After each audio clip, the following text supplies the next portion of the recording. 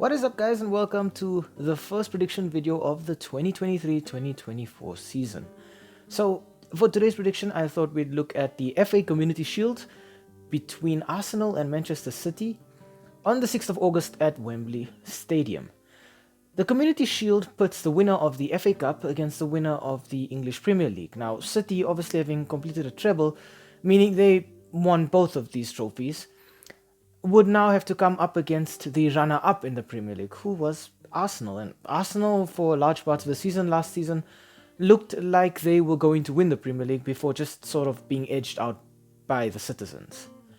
The last meeting between these two sides ended in a 4-1 demolition by the citizens at the Etihad. It was pretty much the defining match of the Premier League season. Both teams needed to win. City needed to win to sort of clinch the Premier League as soon as possible and focus on the other two trophies, while Arsenal needed to win just to stay in the title race. The match was hyped up as being pretty even between the two sides, but it was anything but that. In the 7th minute, Kevin De Bruyne opened the scoring after a fantastic ball from Erling Haaland played him in behind the defense, and he just put it past the keeper. From there, it just looked like Arsenal never showed up to the Etihad.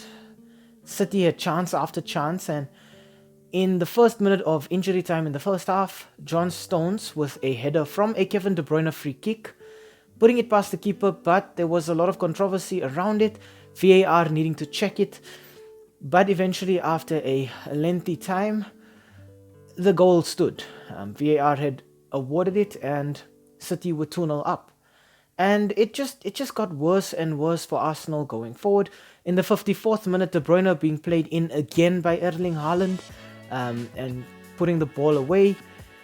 And then eventually Arsenal in the 86th minute getting a consolation goal courtesy of Rob Holding. It was from a corner.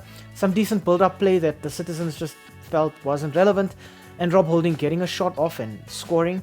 I think at that point it was already decided, so it didn't really matter.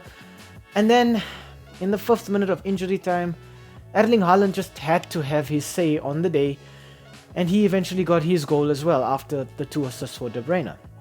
It was a whitewash and a clean sweep by City, asserting their dominance on the closest title challenger they had.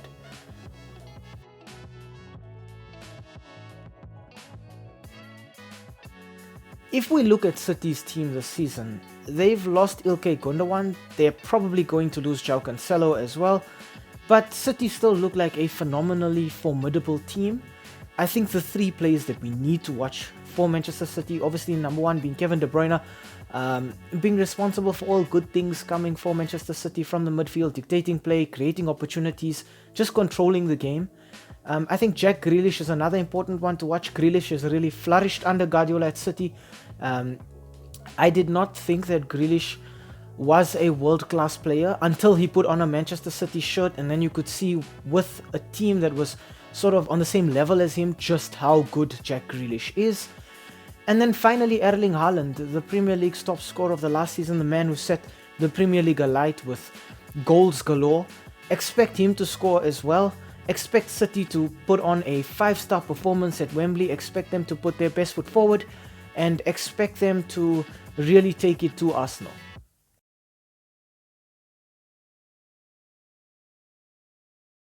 For Arsenal, the Gunners, I think the Gunners and their fans would be really disappointed. Following last season, they led the Premier League for so long, had a healthy lead over Manchester City, sort of sacrificed the FA Cup and the Europa League just to solidify their lead in the Premier League, and it all just blew up in their face. The wheels came off for Arsenal.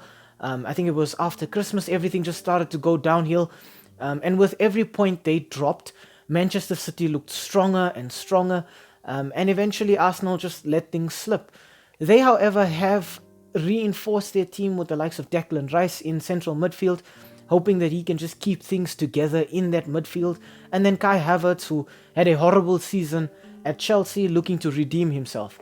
Now, I think the 3 players that we need to watch for Arsenal, number 1, obviously Martin Odegaard. Odegaard was at the heart of everything that was good for Arsenal last season. Odegaard is definitely going to be the one pulling the strings for the Gunners this season. Declan Rice, I think, is another one we need to look at. coming in from West Ham.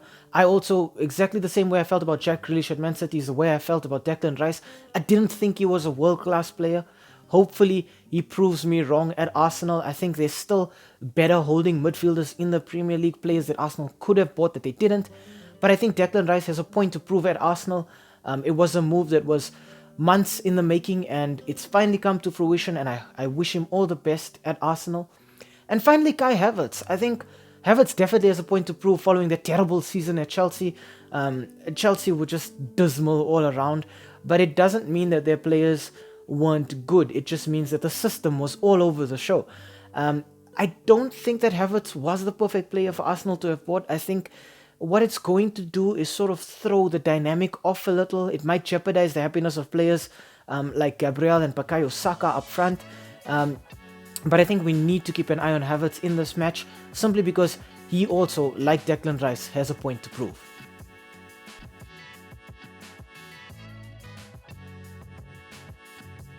Okay, on to the S3M2 Verdict. I think both of these teams will be very competitive this season. I think City will be looking to hold on to their treble. I mean, it's something that no other team in history has done, winning the treble and then winning the treble again. But I think this is a City squad that is fully capable of doing so, and I do expect them to challenge on all fronts this season.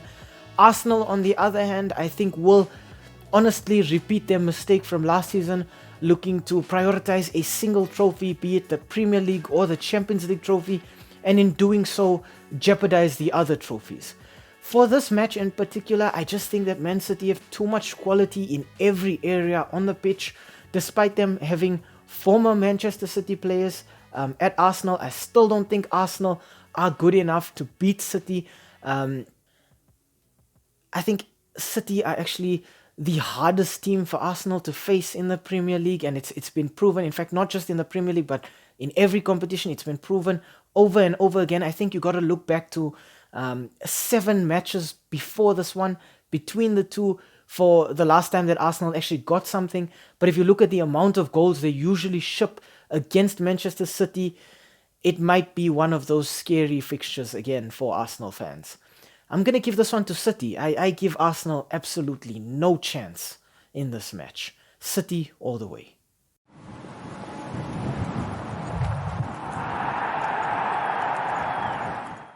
Hi, thank you for making it to the end of this video. We really appreciate the watch time and the fact that you took some time out of your day to spend it with us talking about the sport that we all love.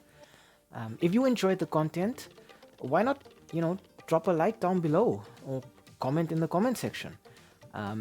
Maybe even consider subscribing to the channel. And I mean, while you are here right now, have a look at some of our old videos too.